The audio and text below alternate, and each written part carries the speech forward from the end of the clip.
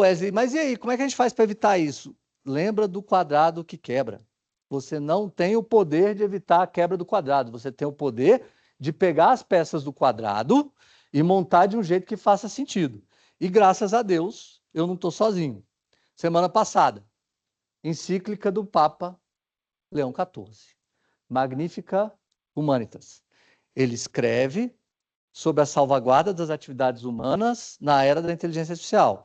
E ele, só para vocês saberem, né? Leão XIV é uma menção ao Papa antigo, Leão XIII, que escolheu o nome na época da Revolução Industrial para discutir no âmbito da igreja o impacto da Revolução Industrial na sociedade.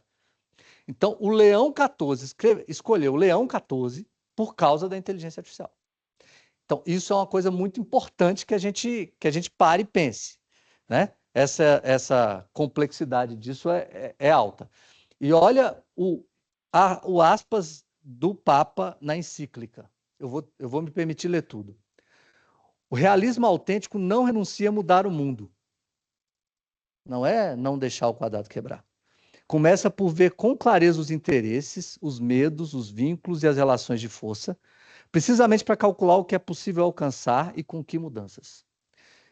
Os líderes administram, os líderes geram mudanças, mas para isso ser feito, sendo que todo mundo não fique doente, é preciso que todos tenhamos clareza dos interesses, dos medos, dos vínculos e das forças. Em outras palavras, não é exigir que todo mundo tenha coragem para fazer, porque cada um é de um jeito, nem exigir que todo mundo tenha pavor. Cada versão de nós é uma. Faz sentido o que eu estou dizendo? Então, olha que doido. A IA vem padronizar o conhecimento do mundo e a única forma de a gente sair dessa padronização é ressaltando a individualidade de cada um. A gente gosta. E aqui está um ponto importante. Eu vou até sair da frente para vocês tirarem foto. Quando a gente combina, isso aqui é um gráfico japonês, que muitos de vocês devem conhecer. Quando a gente busca combinar na parte profissional aquilo que a gente é bom, sabe fazer, aquilo que a gente é pago para fazer, aquilo que o mundo precisa que a gente faça e aquilo que a gente gosta de fazer, a gente chega lá no meio, num negócio chamado Ikigai, que é meio que uma espécie de oásis de felicidade. Em tese, então, se alguém estiver lá no meio, ele está felizão. Estar felizão significa, inclusive, não estar doente. E não estar doente é o primeiro passo para ele conseguir estar consciente, pragmático e criativo. Entenderam? Então, nos meus times, isso é bem importante dizer, hoje, por exemplo, estão subordinados a mim 160 auditores. Muita gente, né? Mas com quem eu trabalho mesmo? 7 pessoas. Um time pequeno. E por que eu trabalho com 7 pessoas? Porque com essas 7 pessoas eu vou tentar ver no que ela é boa, o que ela gosta de fazer. Tentar, de um certo modo, distribuir e organizar tarefas para que aquelas pessoas que trabalham diretamente comigo fiquem no centro do Ikigai. E eu faço isso porque eu sou bonzinho? Não, né? Eu faço isso porque se ele estiver mais no centro disso aqui, menos doente ele estará e mais pronto para fazer o que ele precisa, ele tende a estar. Estão comigo? Aí, eu reduzi esse Ikigai nas minhas práticas a tentar entender, pelo menos de maneira objetiva, porque eu sou de exatas, tem que ser objetivo, senão alguns neurotransmissores que parecem nos levar para momentos e direções de bem-estar ou de mal-estar. Esses são os 4 neurotransmissores, você já ouviu falar disso alguma vez. Primeiro, dopamina. Dopamina é o neurotransmissor da busca. Dopamina é aquilo que você solta no seu cérebro toda vez que você fica rodando o Instagram o tempo todo para ver o próximo vídeo, etc. Isso aí é, inclusive, um problema. Altos níveis de dopamina te fazem viciado nisso. Mas baixos níveis de dopamina também te fazem... Você precisa de um equilíbrio. Dopamina, então, é o neurotransmissor da busca. Por que você faz isso, né? Porque você fica assim, o seu cérebro, não, esse vídeo não foi bom, o próximo vai ser melhor. Ou esse vídeo foi melhorzinho, o próximo vai ser melhor. Essa dopamina também é gerada com quem usa IA de maneira intensiva. Pô, essa resposta foi péssima, mas eu vou perguntar de novo, porque talvez a resposta nova vai ser melhor. E depois eu pergunto de novo. E esse neurotransmissor da busca vai fazendo com que o seu cérebro vá produzindo até que você perca a noção de que aquilo está acontecendo. E aí você está doente. Ocitocina, o do vínculo. Mãe e filho, o neurotransmissor potente, o neurotransmissor, cara, essa galera aqui, ó, é meu time, pô, é minha tribo, velho. Se eu precisar desse cara, eu sei que eu posso contar com ele e ele vai poder contar comigo. Esse neurotransmissor da ocitocina aqui acontece muito em times de alto desempenho, mas a gente não compra na farmácia. O time precisa produzir esse negócio aqui, todos eles. Então, podia vender na farmácia. Quando a gente está diante de um jogo, a gente também joga para colocar no nosso sangue as coisinhas que nos fazem felizes. E é engraçado quando a gente estuda liderança e não estuda isso aqui, ó, teoria dos jogos. Teoria dos jogos, teoria antiga já, mas que é muito importante para a gente entender, porque como o ser humano gosta de jogo, e o jogo não significa dizer que um tem que ganhar para o outro perder, pode ser que seja um jogo que todo mundo consiga ganhar, esse detalhe é importante. Olha, primeira frase. Primeira regra da teoria dos jogos. A minha decisão não determina tudo sozinha. Nunca. Nunca. O que eu decido hoje, por mais alto que eu esteja no escalão, não vai determinar sozinho o comportamento do povo, porque é um jogo. 2, eu preciso considerar sempre o que o outro pode fazer. 3, o resultado depende da combinação de escolhas de várias pessoas, não só de mim, não só do outro. Faz sentido o que eu estou dizendo, gente? Resultados, jogos. E por último, a racionalidade é uma coisa que precisa ser estratégica. Racionalidade. Na teoria dos jogos, a gente tem uma coisa que se chama dilema do prisioneiro. Vocês conhecem o dilema do prisioneiro? O dilema do prisioneiro é assim, ó. Vou tentar explicar. O prisioneiro... Tem 2 prisioneiros, o A e o B. E eles não podem conversar entre si.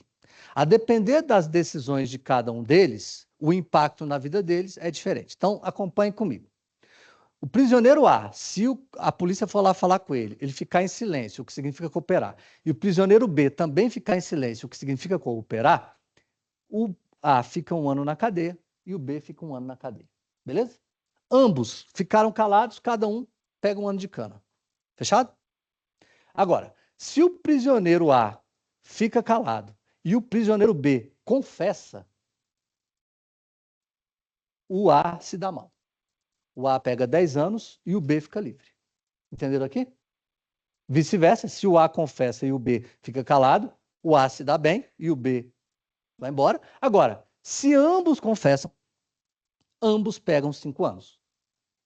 Do ponto de vista da racionalidade individual, daqui a pouco vocês pensam nisso, não vou ficar muito tempo nisso, mas a maior probabilidade da escolha, tanto de A quanto de B, é confessar.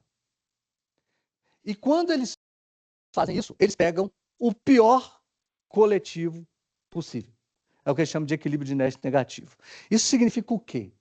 Significa que, dado que eles não conseguem conversar entre eles, e dado que a confiança, atenção, que a confiança não entra nessa história, é melhor eu confessar porque o outro pode fazer algo que me faz ficar 10 anos na cadeia. Então, eu tenho 4 opções. Ficar livre, 1 ano, 5 anos ou 10 anos. Eu opto, já que eu não confio e não concordo com o outro, em ficar 5 para não ficar 10, mesmo tendo as chances de ficar livre. Isso aqui, assim, gente, acontece todos os dias na nossa organização. Quer ver? Eu estou usando a IA escondido, mas eu não vou contar para o meu chefe, não. O chefe, eu sei que ele está usando a IA escondido, mas eu vou fingir que eu não sei. E assim, as coisas vão. Se fosse um equilíbrio de Nash bom, se assim, cara, é melhor eu contar para o meu chefe que eu estou usando escondido, porque daqui a pouco ele pode me dar um input ou uma autorização para fazer aquilo que eu estou fazendo escondido. Mas como as pessoas não conversam e não necessariamente confiam entre si, elas passam a esconder os comportamentos dentro do processo. Isso acontece para muita coisa o tempo todo. É um achando o que o outro acha, e a depender do que ele acha, do que o outro acha, ele toma uma decisão que quase sempre, desembargador, é a pior para a instituição. Quase sempre. Ok. Entendemos. Nos movimentamos segundo um conjunto de padrões físico-químicos, interesses, somos competidores, etc. O que a gente faz, então, para lidar com isso? Veja, não é resolver isso, é administrar isso. Eu reuni em 7 passos, porque são 7 coisas que depois de muitos anos eu realmente vi que eu fazia. O tempo todo, todo o tempo. Tá? Esses 7 princípios, eles levam em consideração tudo que eu falei até agora. inclusive as agonias da inteligência artificial, e eles estão longe de ser uma fórmula mágica. Isso aqui é basicamente um conjunto de práticas de coisas que eu deixei de fazer e passei a fazer para que as pessoas fiquem mais perto do Ikigai delas sem estarem doentes no momento em que a gente vive.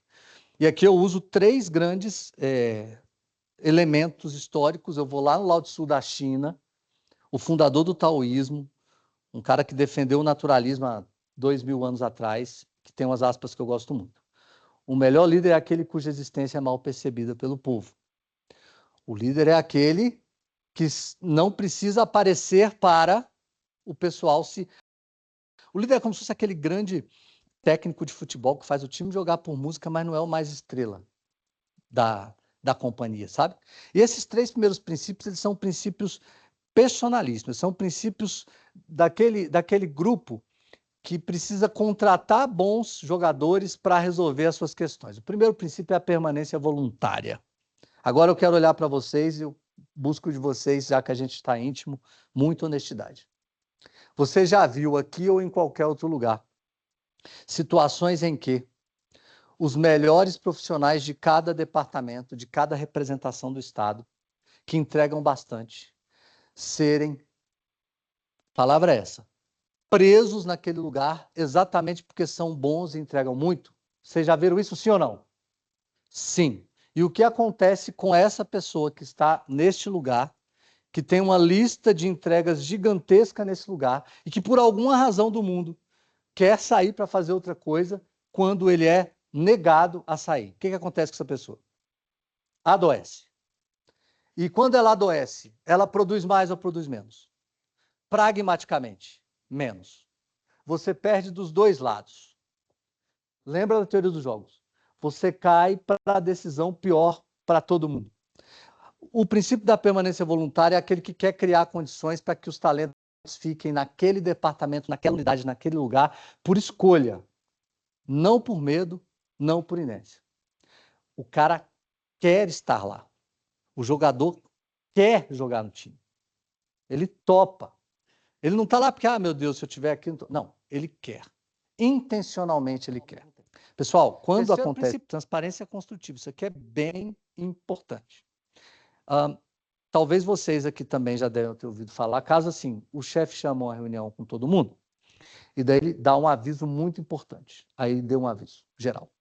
E aí, não sei quanto a vocês, mas eu já vi isso algumas vezes. Sabe quando aquele aviso parece faltar alguma coisa? Tipo assim, a mensagem não está toda lá, tem uma parte que falta. No setor público tem um pouco disso. Assim, a gente fala, não, mas nem todo mundo precisa saber tudo. E aí a Rádio Corredor começa a... O que ele não disse? O que ele não escondeu? Tem alguma coisa aí. Deu um burburinho aí, porque talvez deve ter acontecido alguma vez.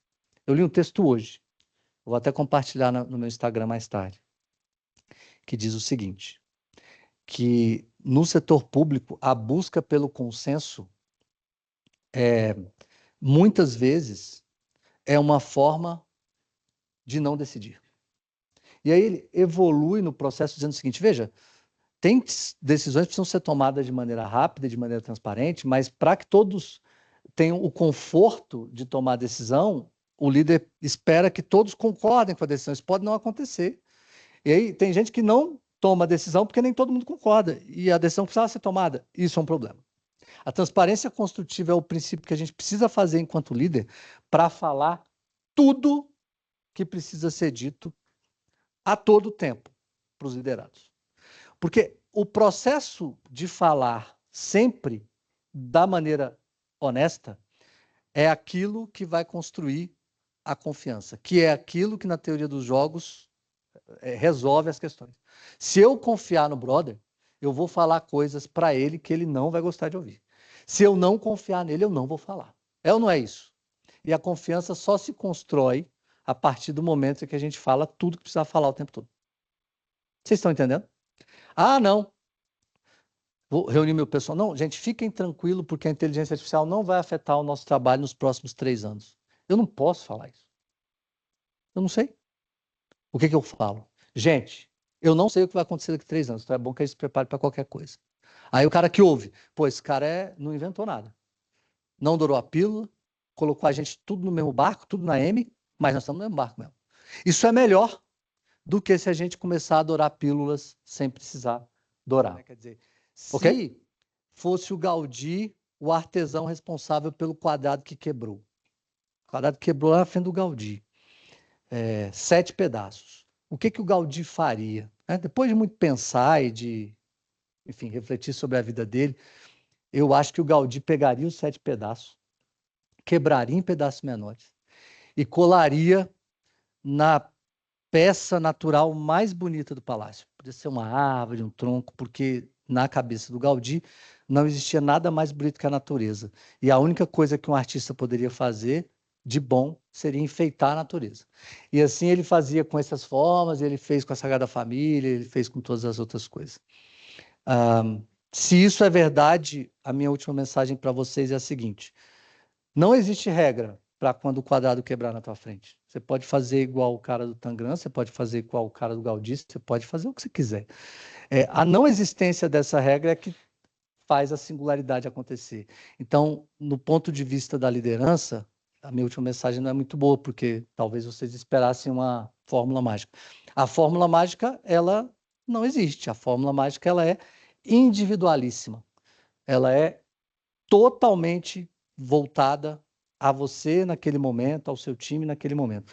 Então, vai ter casos que o quadrado vai quebrar e você vai montar 7 peças, vai ter quadros que o quadrado vai quebrar, você vai quebrar em peças diferentes, e todas essas versões podem fazer sentido para alguém de vocês.